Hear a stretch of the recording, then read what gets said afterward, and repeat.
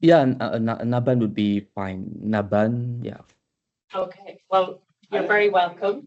We're sorry we couldn't have you in person because I know you tried to come in person. Yeah. So Naban is based in KU Leuven, Yeah. and also has is a faculty member in the University of Negeri Malang in Indonesia. Yeah.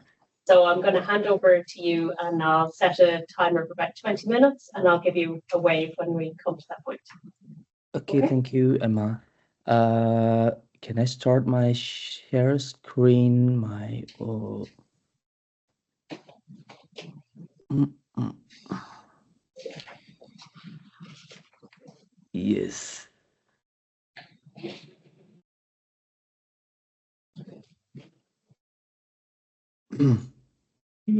Okay. Share. Oh wait.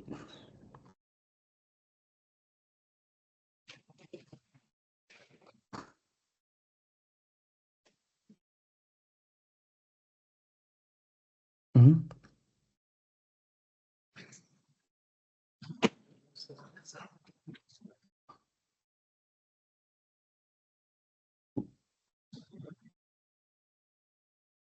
Can everyone see my screen?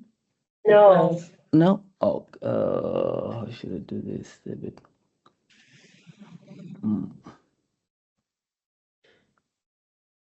Mm-hmm.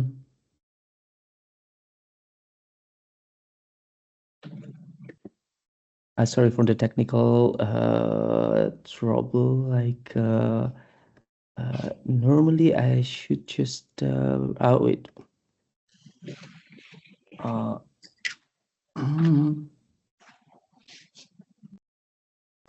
nope.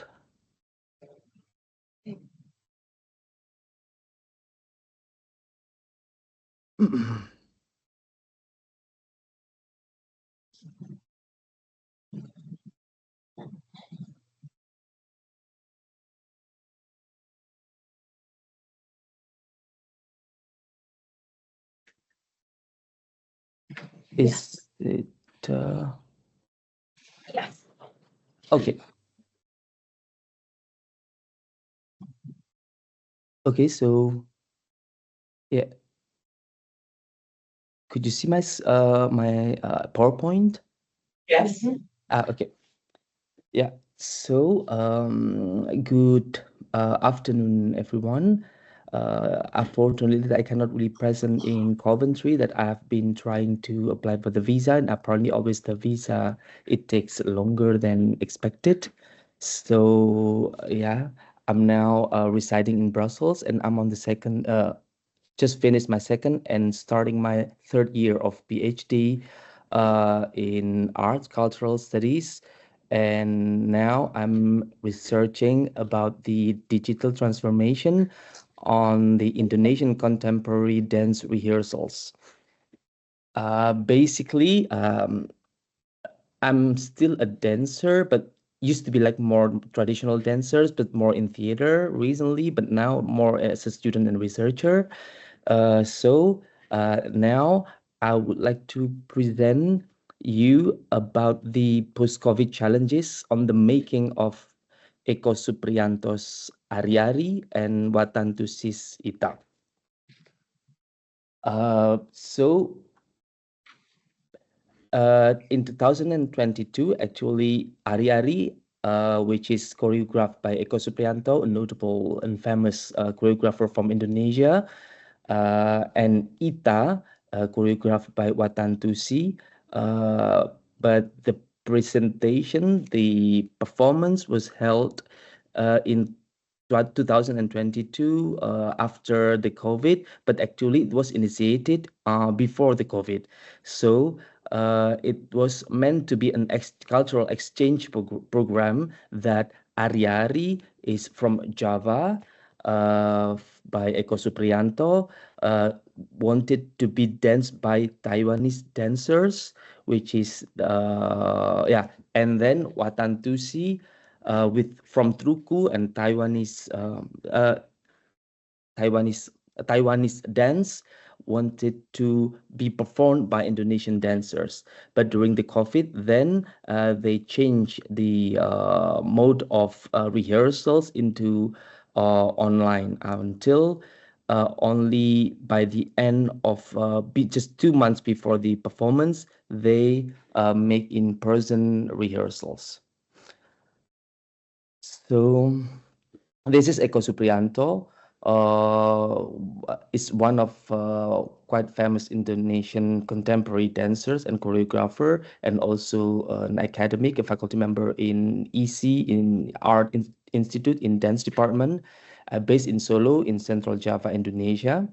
And then this is Watan Tusi, a Taiwanese dancer and choreographer and he is also the director of a Thai Body Theater based in Taipei and Taiwan.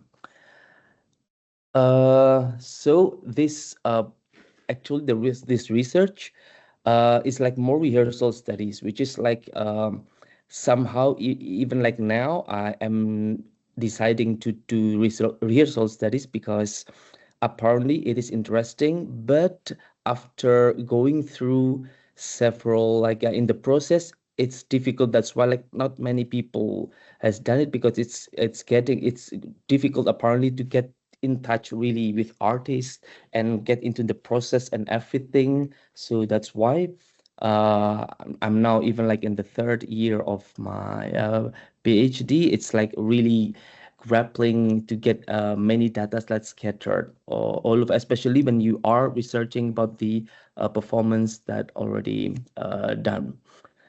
And Ariari here, this is the team of Ariari by Eko Supriyanto, and these two dancers in red costumes, and the dramaturg from Belgian dramaturg Arco Rens. The two dancers are Taiwanese, Pia and Temu, and Ita was performed by five different dancers. I mean, like three dancers from Java and then two dancers from Taiwan and choreographed by Watan Tusi. So in the beginning, the process was really difficult, especially when it comes to cultural exchange. That Watan Tusi wanted to know want to present the Truku traditional dance to be performed by Javanese dancers. So in the beginning, they were making Zoom meeting, like they choose Zoom because apparently Zoom was that time quite popular during the COVID, and also that's the easiest way to navigate in terms of the features and so on in online meetings. So in among artists, especially in Indonesia, yeah, we do a lot of Zooms instead of like for example, now I mostly do my online meetings with Microsoft Teams, while back in Asia, Zoom is like the big platform. And then during the Zoom meeting and also trainings are for quite sometimes like even 2 years. The process like around 8 meetings in total within the first year, and just to uh, dig the especially to learn the each dancer's potentials and also the body movements, because like especially Ita wanted to know the potential of the body movements of their dancers when they will combine later on with the Taiwanese dancers that awaits in Taiwan. So I conducted also some interviews to the dancers. How was the rehearsal process during, especially when it is like a dancing rehearsals, but sometimes like it's like more into body, and especially that back then during the COVID times. And the thing is, it's more like exchanging culture and the combine of the emotional as well. So that's why it's really difficult to gain, especially when you are not into one place and in person in one studio.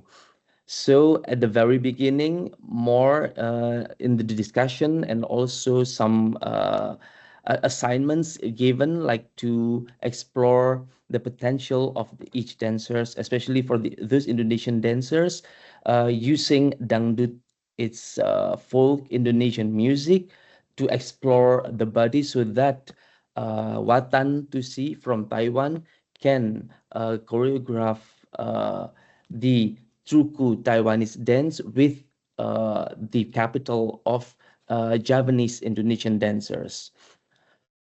And then on the other way around, also Ari-Ari is choreographed by um, Eko Suprianto from Solo. He also like had meeting before the rehearsals process with Zoom, to rehearse and discuss more with the two dancers from Taiwan. At the very beginning, it was like really difficult, and especially when it comes to the language, because apparently that the Taiwanese dancers and also Watantusi couldn't speak English that well, so it's always like the translator is there and to translate during the process, and especially when you are not in the studio. But back then there was a time before the COVID that they met in within the studio, and to probably explore and to have some collaboration. It is like easier, because when you are speaking with your body, especially with dancers and choreographers, it's like it comes easy. But when it comes like there is a COVID and you need to do it online, language, apparently it's like a great challenge. And especially there is like uh, the anxiety of couldn't understand and so on at the very beginning of meetings and also rehearsals. It was um, quite difficult.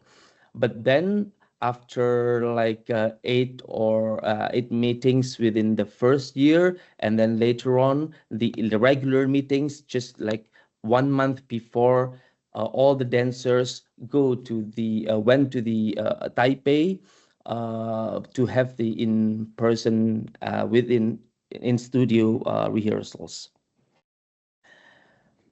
While okay, Ari-Ari literally means placenta.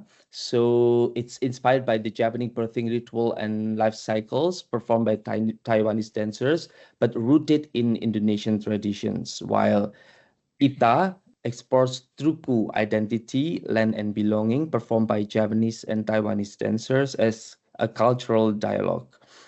As I told you, the digital adaptation, intimate and ritualistic and indigenous dance movements, it was like really, really challenge back then, especially that you cannot travel, even when you can travel, that you could travel if during the studio in Taipei before the performance. Uh, it was still like, because of this COVID restriction, it was have they have to go through the quarantine and so on. It was like really, really hard, but yeah, finally they made it. And why digital tools? As we know that COVID-19 during early 2020 until 2021, and especially in Taiwan, I think that the restriction was cut strict, especially China and Taiwan until 2022. It was in Indonesia, it was more relaxed back then, but apparently in Taiwan was still like strict during the first quarter of 2022. So there was impossible to have a physical rehearsal, especially when you have to travel between countries.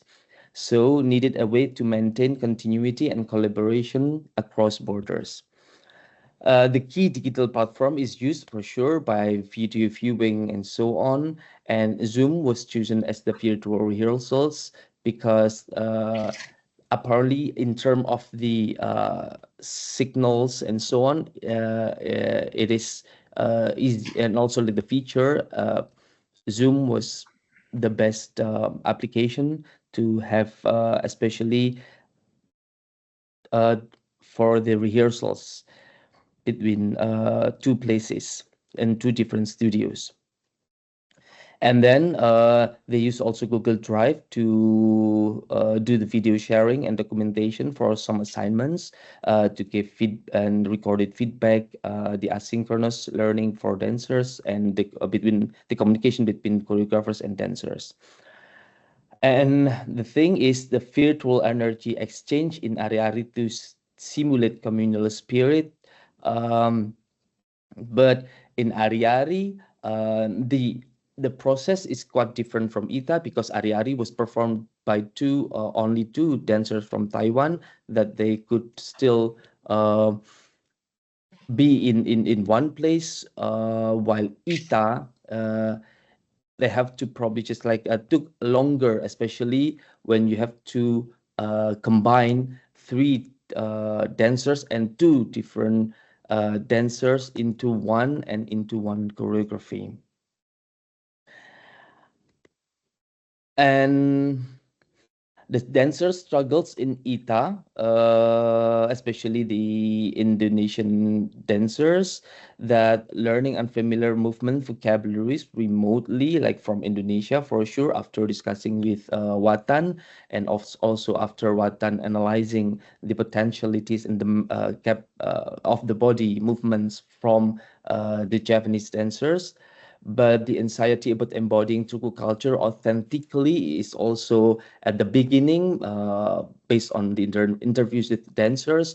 It was really difficult, but later on, after like 1 month intensive rehearsals, and then after the quarantine back then in Taipei, they got like really, um, um, that they get used to it, and also they are confident to perform.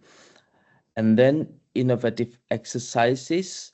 Um, at first, it was meant, especially for Ita, it was meant to be like really true culture, authentic. But and then the changing of the improvisation about the music, it was then mixed with dangdut from the Indonesian folk, because apparently, after some assignment from the dangdut dancings as an assignment that is given to the Indonesian dancers, that was sent to Watantusi, then to make the most of the potential and also the capital of the movements by the Indonesian dancers. That's why like Dandut then was put into Ita's performance. And then the breakthroughs and growth from digital tools facilitated deeper cultural learning and self-discovery. And the hybrid rehearsal model helped dancers bridge cultural and artistic gaps, especially when as Indonesian dancers, do probably they speak English but not very well, and also the Taiwanese, they cannot really speak English, especially the dancers. So that's why like the gap and also the complication and the challenge was really hard. Uh, After this Zoom meetings and also online rehearsals, somehow 1 month before the performance, they had to they were having the in-person rehearsal in the studio, all of them. But for sure that they had to go through 2 weeks of quarantine before they could manage to rehearse in the studio. And also, the thing is, the three Indonesian dancers, while they were back into the studio and wanted to rehearse the ari-ari, they also played as a facilitator for Ita, no, for ari-ari, because Eko was, arrived late due to the quarantine in Taipei. So that made the Taiwanese dancer understand Eko's choreography more by the Indonesian dancers facilitator. And then finally, it was a full house performances and reflections. The Taipei performance, it was a success. It was an emotional and culturally rich performance because it was meant to be an exchange cultural, but especially during the COVID back then. So apparently it was everything was possible. But yeah, the lesson learned, technology and cultural adaptation can coexist but require creative solutions. So now Ari and Ita as a case studies of resilience and innovation, and digital rehearsals ensured continuity, but physical presence remains irreplaceable because of the apparently the 1 month, the crucial time after the quarantine and the in studio, although still they had to wear mask because of the restrictions of the COVID restriction, but the meeting in person rehearsals because it's about dancing and body, it's still needed. So the production paved the way for a new digital integrated dance methodologies somehow. And as a final thought, even amid adversity, dance remains a universal language of connection and storytelling. So whenever it comes with the idea that to exchange cultures and especially with the dancings, apparently digital media can bridge the challenge to make it happen. Yeah, I think Thank you. I'll get back to Emma. Thank you. I hope that I put on pass. Yeah. Perfect timing.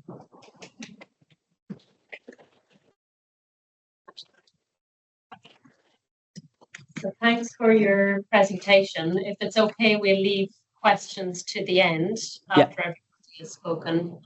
Thank you very much. So next we have Jing Jie, if we can manage to get the technology to work. So I think Navan, you need to stop sharing your screen.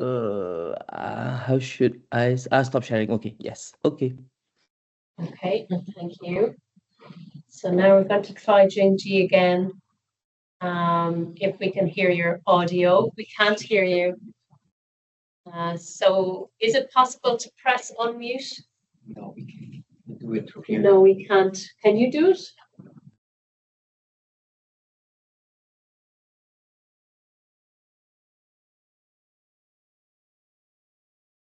So you can hear us, Jing. Can you hear my voice now? Hey, very good. Okay. Yes, I have ended another account in order to capture the voice. I think there's some technical problem with my computer, especially for the voices, and I'm trying to share in my screen, and hopefully it could work. Can you see my screen? Yes. Okay. Thank you, Jing Jie. And Jing Jie's based in Cedar as well. So I'll give you a shout after 20 minutes. Okay.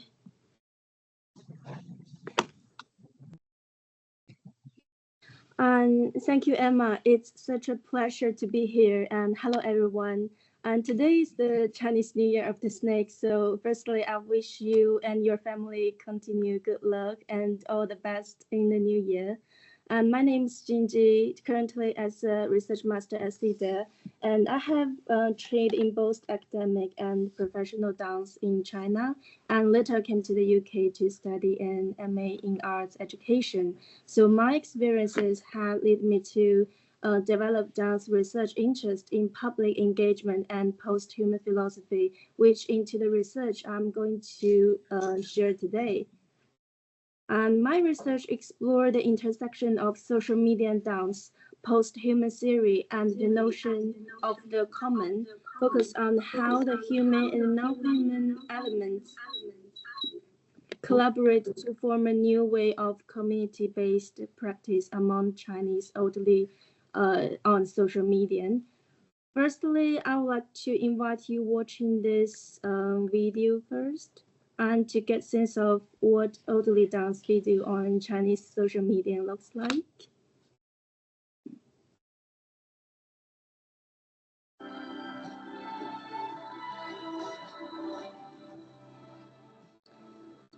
As you can see,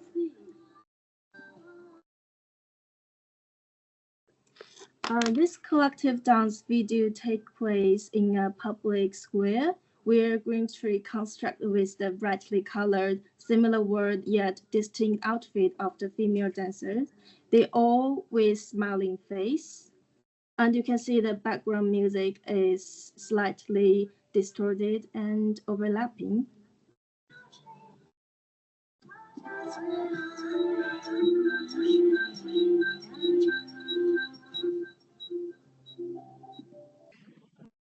And their movements and formations are somewhat choreographed, but they don't always align perfectly with music beats.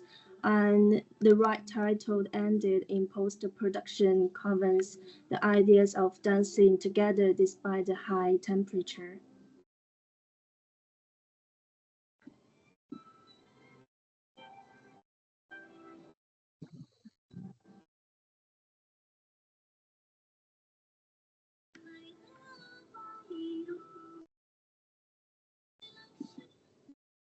Okay.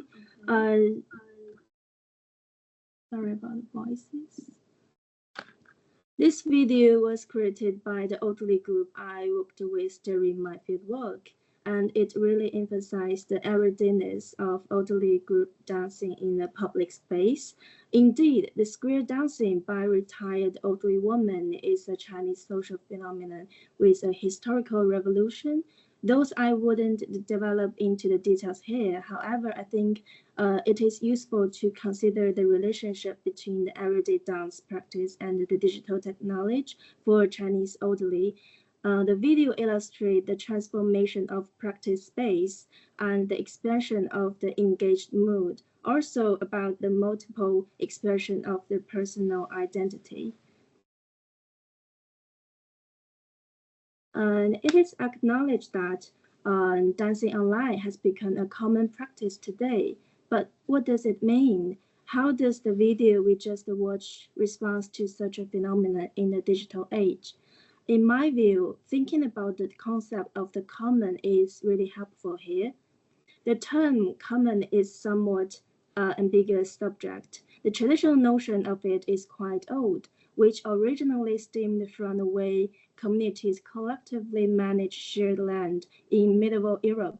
Based on historical definitions and modernized understanding, I view the commons in three main ways.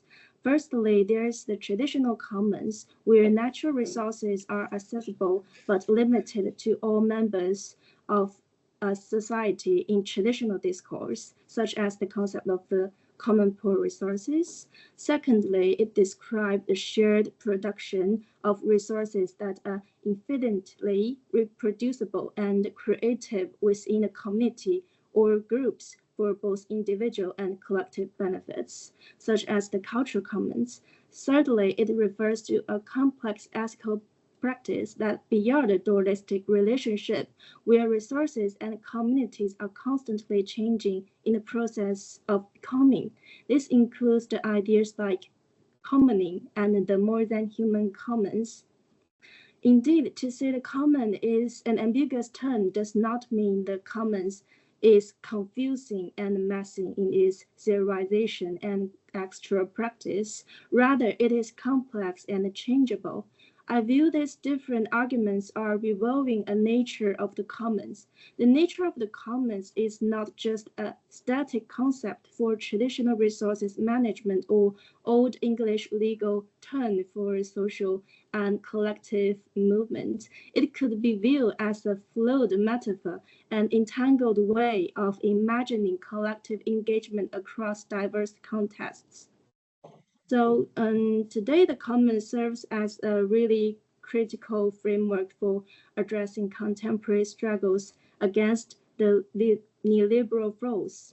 The dance commons in particular refers to shared collective practice that resists capitalist structure in dance. The concept extends beyond legal structure, reaching into the digital spaces and reinterpreting the commons as a dynamic and collective practice. Within this kind of discourse, Racing Bird and Harmony Bench applying the commons notion in different ways to explore non-financial form of dance circulation. Bird's research introduced dance as the commons within the traditional creative settings, where technique, dance devices, compositional structures, and improvisational process are shared resources accessible to the dance artists. Alternatively, Bunch explored the historical and practical implication of treating dance as common rather than a part of the commons within the digital culture production only. I agree with the bench's idea that digital media offers a contemporary performative commons where subjects performing and contesting their belongings through dance. And I think in another way, aesthetically and epistemologically speaking, it is not only about the digital age that influenced the way we collectively engage with the world. It is about what we are as a common, why we are engaging, and how to engage in through dancing. So, crafting Karen Brad's notion of diffraction and entanglement, I developed an ethical and open framework for my research. Here, I just want to briefly introduce these two key notions. So, broadly speaking, diffraction emphasizes a decentralized thinking mode with ethical consideration. Unlike the reflection pattern, which embody the mirror image mode, diffraction can be understood as a part of the behavior of the wave. It emphasized the interdependence of relationships and encouraged seeing differences within the world. And entanglement, on the other hand, is the foundational understanding of the relationship with matter and meaning. It viewed the human and non-human elements, such as the body, the material, technology, as active matter rather than silent object under the power of knowledge, language, or culture. It also promotes us to rethink what comes to matter when we encounter certain phenomena, helping us to consider human and non-human elements are engaging with in the world. So diffraction and entanglement help me to understand how social media and dance generate meaning and knowledge through body, especially for elderly people and other non-human elements that are dancing collectively in different ways. They encourage me to become more open, yet responsive and critical to the entangled phenomena in everyday life and the relation that define who we are. Thus, I think these two notions are principles that reveal the orientation of shared obligation in knowing and practicing the commons among different bodies. This orientation can be seen as a version of performing the post-human commons. In my fieldwork, I participated both digitally and physically. The methodology includes the semi-structured interviews, video recordings, and ethnographic participations, enabling in-depth and participatory data collection. And as you can see, I have listed two main questions here. As a researcher, I also integrate my own embodied experiences within the communities, which I think is blurring the lines between the research and practice in a more open and ethical way. And this is another video document I would like to just briefly share. And this is part of my fieldwork showing elderly people's online and offline dance activity and how I conduct the fieldwork in some way.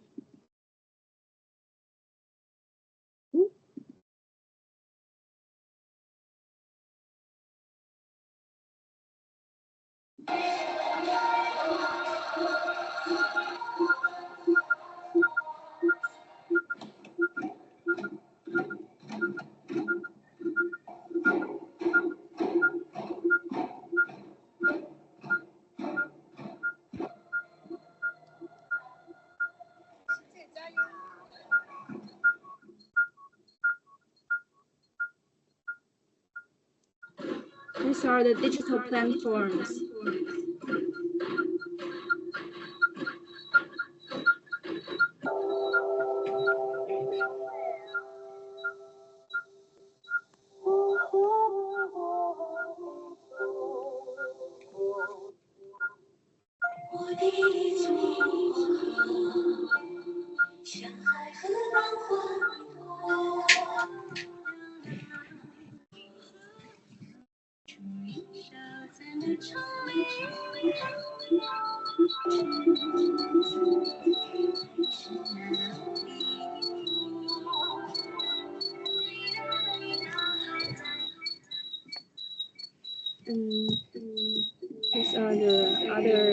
activities across the different arts groups within this orderly dance community.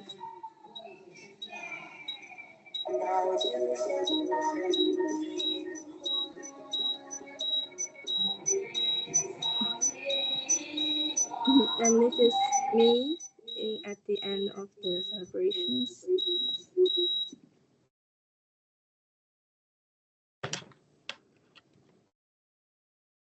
And during the fieldwork, I reflect on how their dance engagement related to a sense of belongings, contributing to the understanding of Chinese orderly commons practice. Here, I have summarized three key points I would like to share today. Firstly, in their daily activities such as dance rehearsal, everyday meals, or collective travel, the orderly dance group often actively use smartphone to record dance videos, sharing them on social media as a form of documentation. The practice of videography introduced non-human digital devices and material context, inspiring the help and helping in creation of dance. Meanwhile, the collective choreography allows all the participants to share their knowledge, emphasizing the collective ownership of creative idea and acknowledging each other's contribution. This feature constructs a somewhat equal and communicatable space for orderly people to cultivate a sense of belonging and self-worth. Secondly, the orderly dance group maintains structured offline activity while also utilizing Chinese social applications such as WeChat for further dance communication and event notification.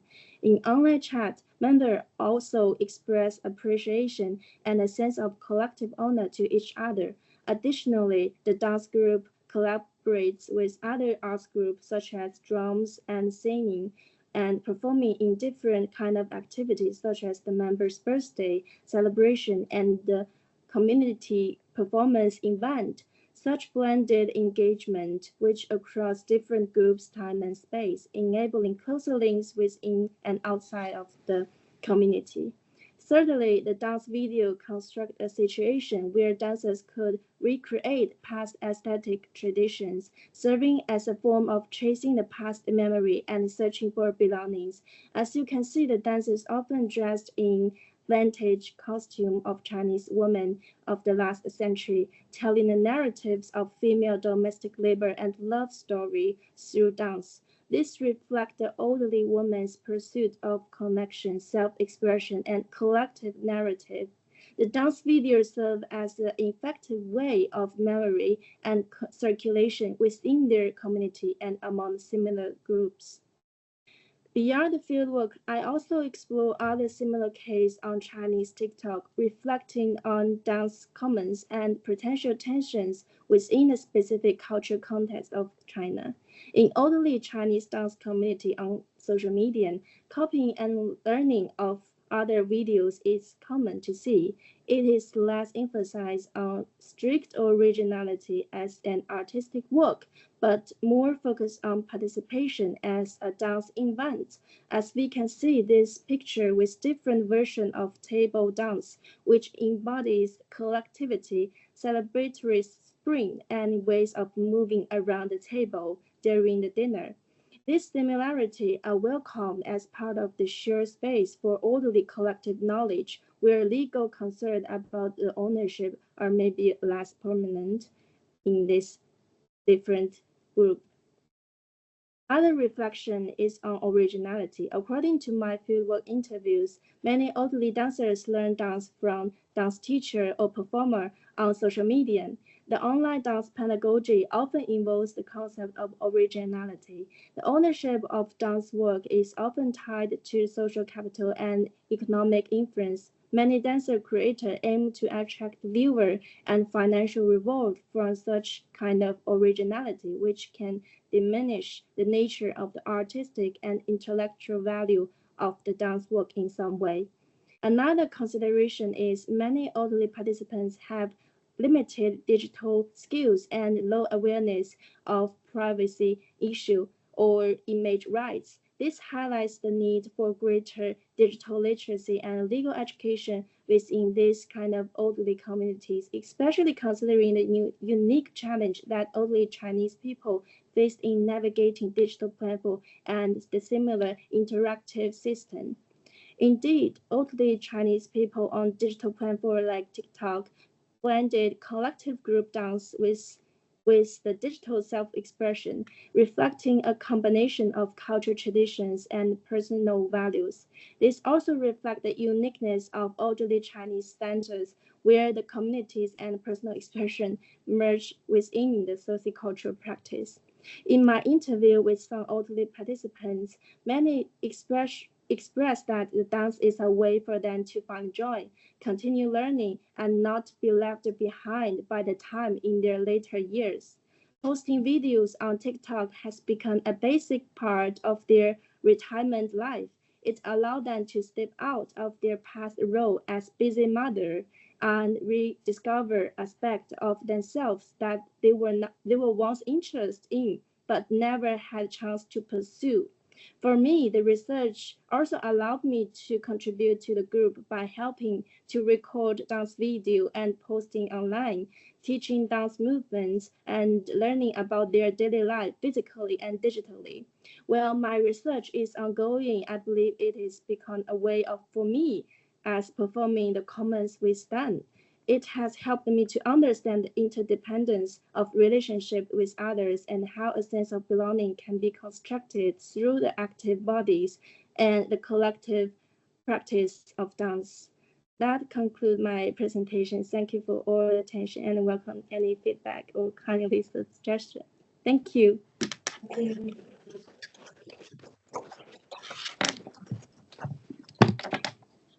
Right. Thank you very much. Very interesting. So we'll come back again with more questions.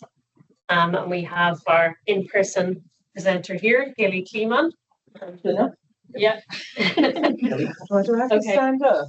It feels really weird in a room of very few. And also because people here will be looking. Oh, which way is it? No, because you can turn the camera. Oh, yeah. Yeah. I'll put it here. I think that's better.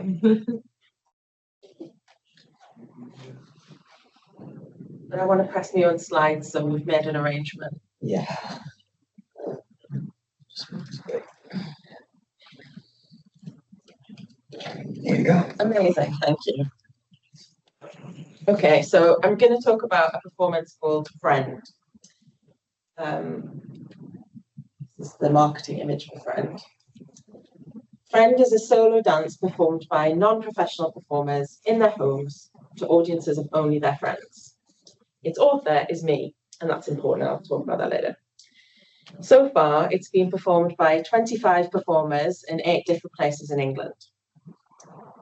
So a bit about the history of it.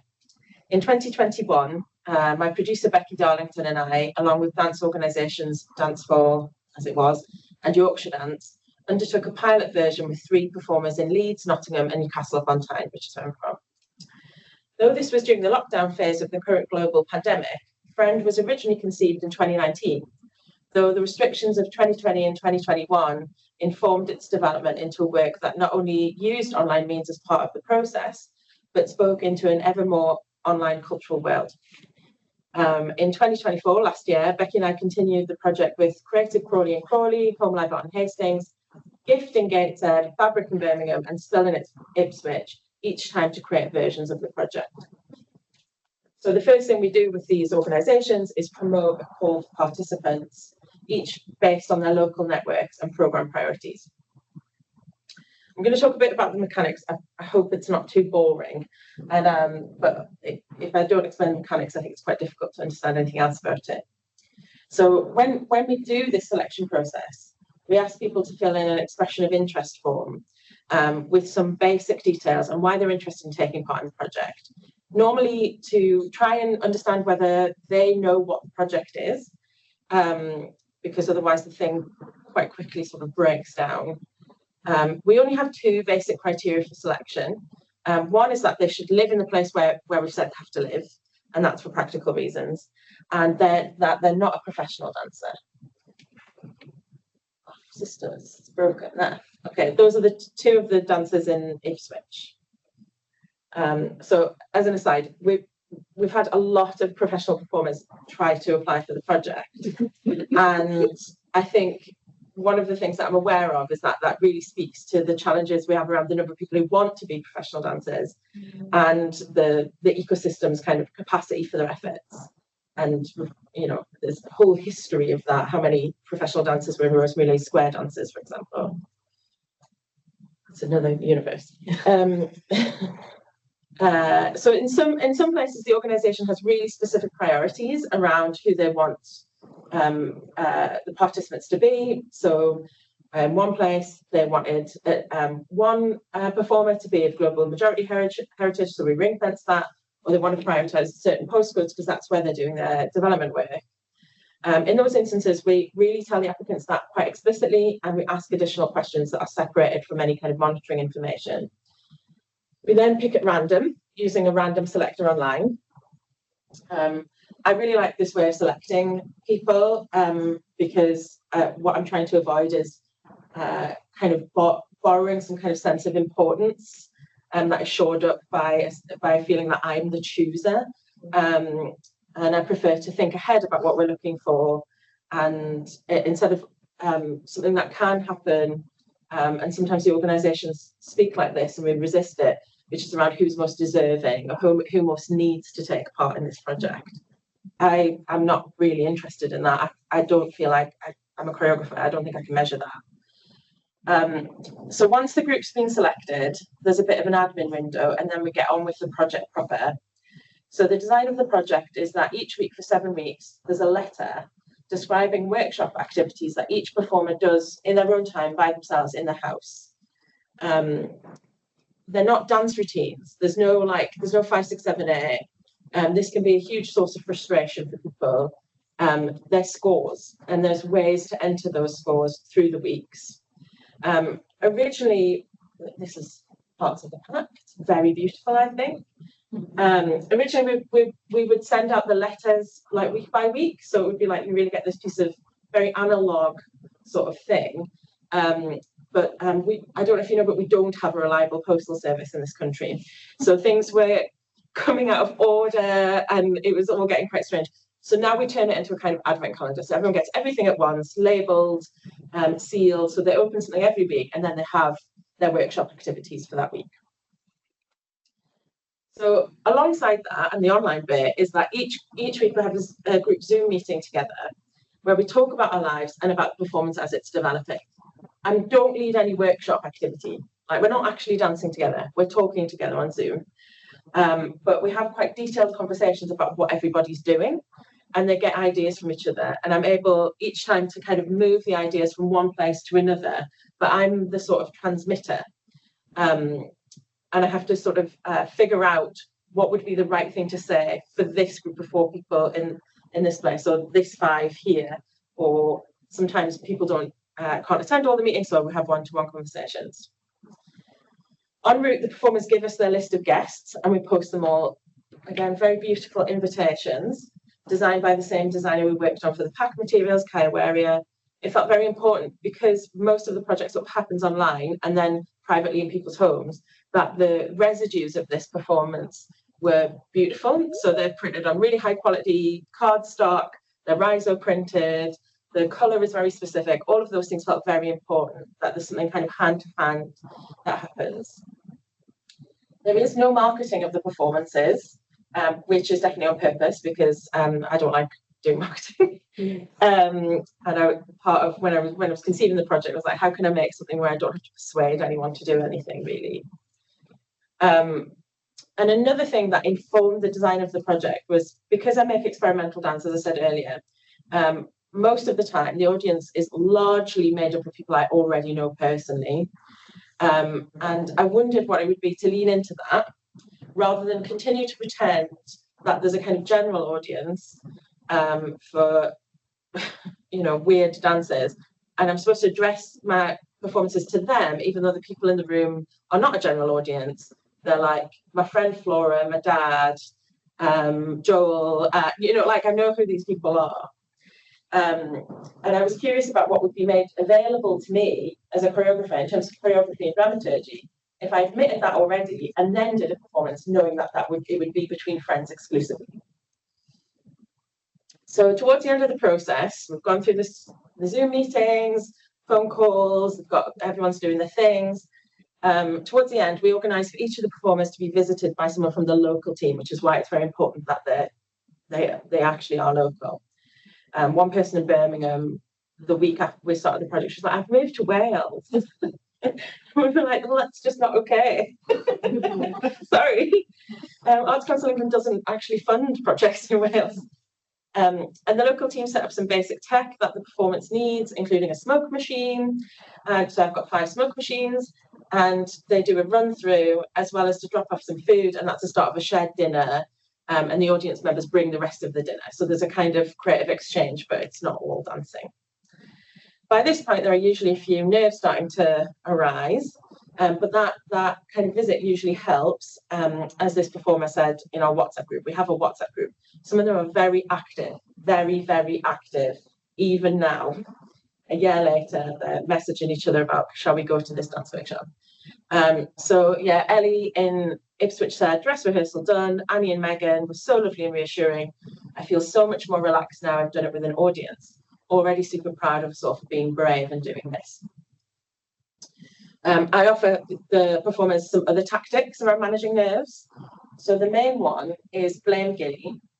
So this is the same performer. Ellie actually put these reminders on a wall for support during the performance.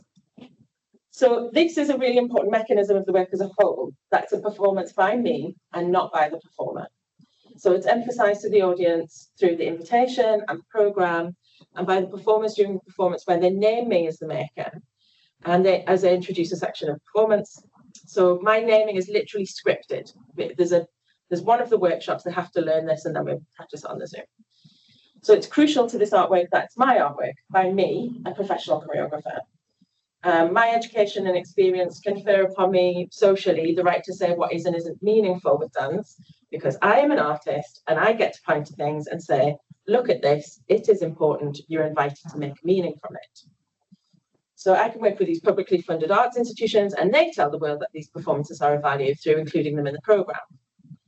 That means that the performances that my collaborators have done in their homes and in towns and cities in England are important, and that the experience of the audience, their friends, only their friends, is important. In reality, anyone can do a performance for their friends, but the permission to do it and the meaning derived from it arrive societally by using a frame called art, which we only let some people apply. Lots of the things I've said about friends so far are things that I've only understood once the performance was made, like after version 15 or something. It's not like I sort of knew all these things first and then made something. I had hunches and then sort of pursued them. So one of these is the extent to which karaoke is the guiding principle of this choreography.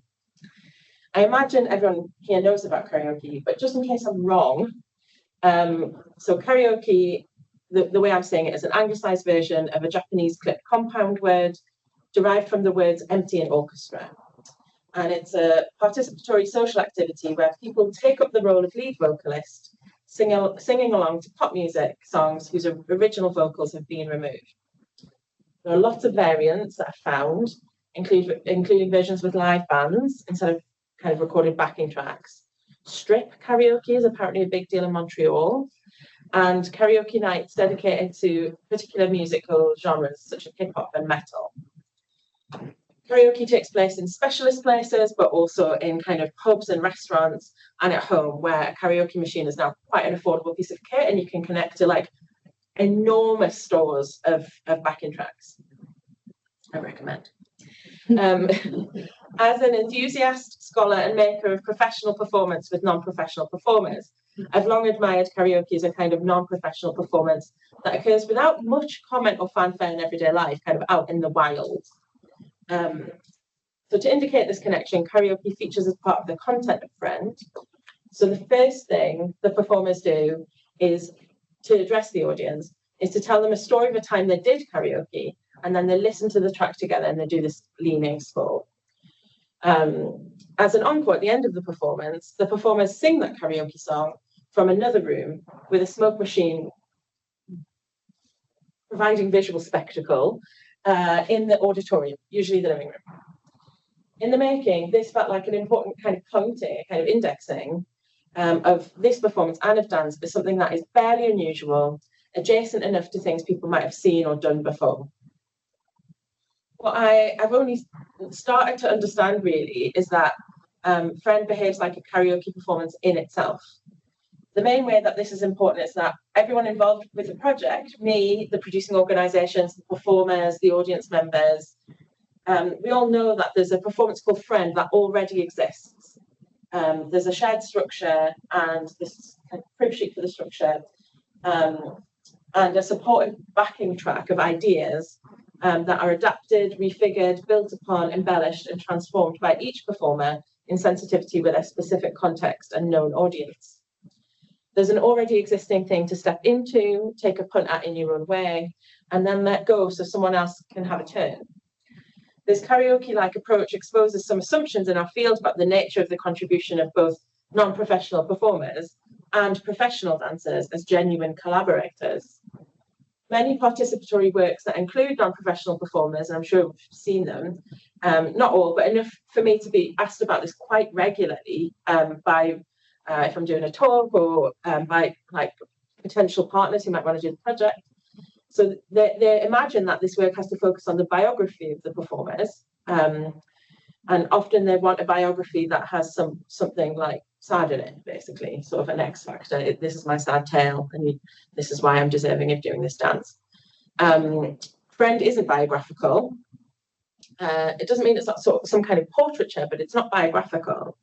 And because the performance is amongst friends, that kind of telling of a personal story, it's like, okay, you rang me up and told me this story. It doesn't really make any sense. I do notice that people ask me, what if not personal stories the performers contribute? And I think about the fact that I don't ask that of professional dancers. I know that they contribute, but it's not through telling me something sad about their lives necessarily. And I think it exposes the fact that maybe we need to find new ways to articulate, maybe more in the professional field, what the dancers are actually doing. And that will feed back into participatory projects where we can understand that people are contributing by their dancing, not by their storytelling. So an adjacent cultural form to karaoke is the online song cover. I quite like these. So on Instagram, TikTok and YouTube, singers from around the world record performances of pop and musical theatre songs and others, I think, but that's what the algorithm shows me. So unlike one famous musician covering the music of another famous musician, so like Sinead O'Connor singing Nothing Compares to You, which was originally performed by Prince, or Whitney Houston performing I Will Always Love You, written and sung long before by Dolly Parton, these singers seem to be responding or speaking into a specific rather than generalized audience. Despite online culture seeming to reach everyone all the time, kind of equally somehow, these performers are aware of their following and online communities, using existing famous material transformed by their lens and their relationships to offer new meanings to knowing online friends. So 2 examples from the past week of my YouTube watching, I do watch a lot of YouTube, come to mind, both related to the film version of Wicked. I'm not a musical theatre person, but I think my online persona might be a musical theatre person because that's what comes to me. So it's unfortunate, but it's true. The first one that I saw was a Yorkshire woman doing a 1-minute version of the whole show, playing both the main characters in a Yorkshire accent. I did look for one in Geordie, but there isn't one yet. This video is absolutely meaningless to anyone who doesn't know where Yorkshire is or what a Yorkshire accent is. And it doesn't really mean anything to anyone who doesn't understand the class associations or social politics of North versus South or standardised versus regional accents in England. That's what she is drawing from. I'm obviously not from Yorkshire, obviously, but if there was one in Geordie, I know I'd be touched and tickled, enjoying the connection between something that feels deeply mine and something that belongs in Hollywood, feels general.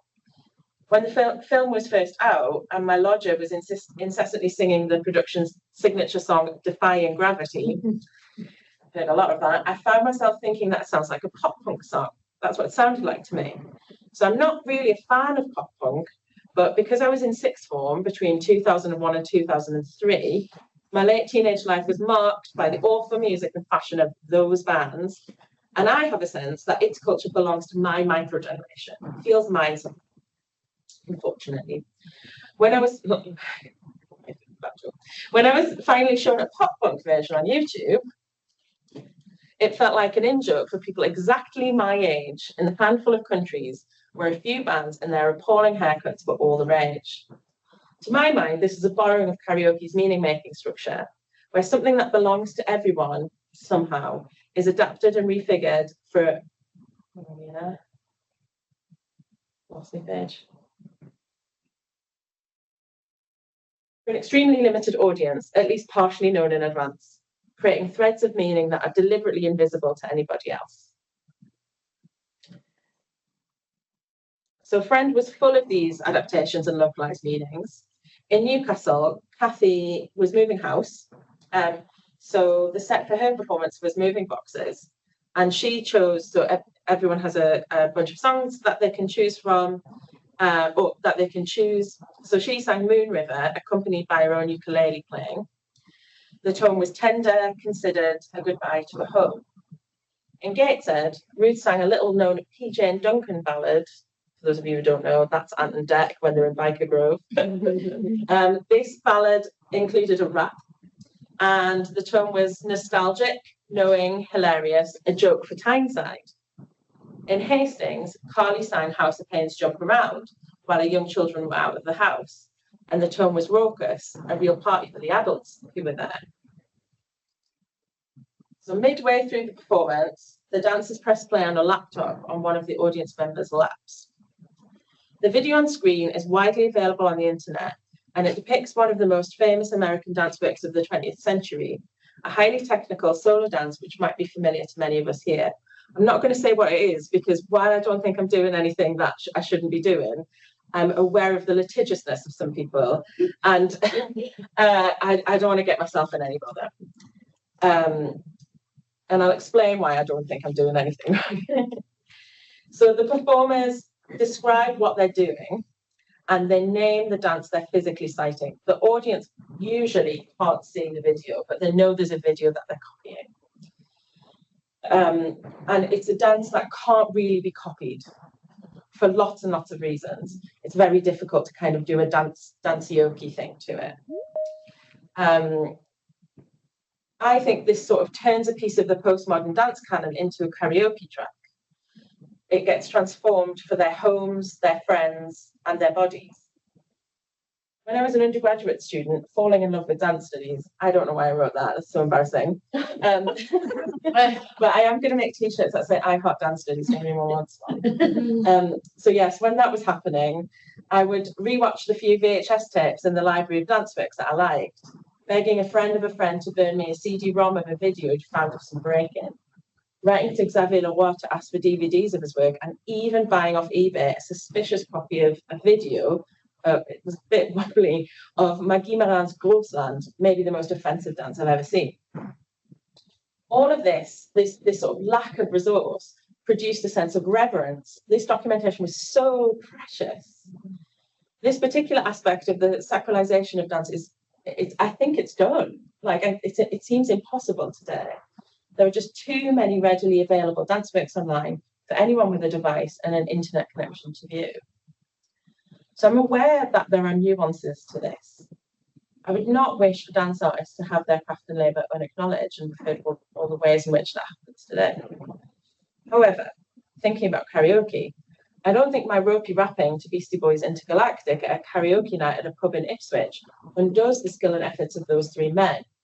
Instead, the music becomes mine, something with which to do something meaningful for that specific community in that moment. Moreover, there's a liberty in not being the authoring artist, in being an interpreter, a contributor to some of the much harder to identify aspects of the performance, which doesn't undo my part, but seems to amplify my freedom with it. The Friend performers took on something they didn't know much about, really, a lot of them, an experimental dance performance offered to them by a local arts organisation. And from that, they made meaning in the context of their home with their friends. So just as the Beastie Boys couldn't possibly know, and probably wouldn't want to know, because I was very rubbish, what my performance consisted of or what it did for me and my friends, the karaoke-like nature of Friend makes it an act of giving away, not holding too tightly dance's preciousness. Like, I'm really aware that the performers could do whatever they want. Like, I'm not there that day. They can do whatever they want. And we've got documentation of lots of the performances, and some of them, you know, they have a relationship to the score, let's say, but it's not as recognisable. So though Friend is only a partially online dance work, it responds to and speaks into the exchange of cultural forms, including dance, in an online landscape, where already existing artworks sit less on the plinth than in the toolbox, providing others with the means to irreverently but deliberately create cultural value using what has come before. I've set up the pop punk version of Defying Gravity, if you'd like to watch it. Yes, please. Come on, seen it. Oh no, that's part of it. Let's play. Something has changed within me. Something is not the same. I'm through with playing by the rules of someone else's game. Too late for second guessing. Awful, isn't it? Too late to go back to sleep. It's time to trust my instincts. Close my eyes and leave. It's time to try defying gravity. I think I'll try defying gravity, and you can pull me down.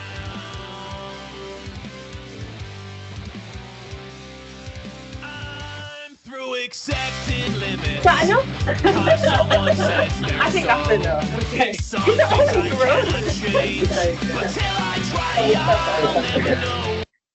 Are these the guys that do all the other versions as well, of all sorts of different? Yeah, I think so. Yeah. It's not my thing. Brilliant. I just searched. Something in my head said Defying Gravity is a pop punk song. So I searched pop punk Defying Gravity. It's a bit how I feel reading those dinosaur books that are written by the Bustard and the McFly guys. Oh yeah. To my kids. Like, it's such a micro, and I can never explain that to them. Like, culturally, they have no reference or idea of that. But I'm reading these books that they love, but they're by the. It's very bizarre. I feel like that's that version. That's like the literary version I feel of a that. bit upset about their haircuts, honestly. Thank you.